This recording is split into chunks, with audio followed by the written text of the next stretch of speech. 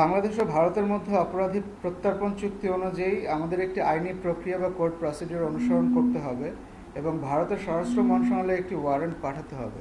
এই বিষয়ে কোনো অগ্রগতি আছে কিনা প্রশ্নটির উত্তরে আমরা বলতে চাই যে সাবেক প্রধানমন্ত্রী শেখ হাসিনাকে ফিরিয়ে আনার জন্য এক্সট্রাডিশন ট্রিটির অধীনে সংশ্লিষ্ট মন্ত্রণালয় থেকে প্রাপ্ত চুক্তিতে উল্লেখিত প্রয়োজনীয় ডকুমেন্টস ও তথ্যাদি ভারত সরকারকে প্রেরণ করা হয়েছে।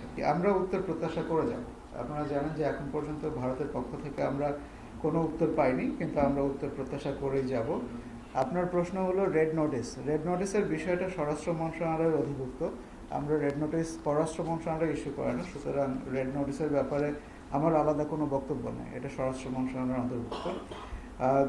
ভারতীয় পররাষ্ট্রমন্ত্রীর সাথে আলোচনার প্রসঙ্গে আমি ইতিমধ্যে বলেছি যে এটা হবার সম্ভাবনা আছে।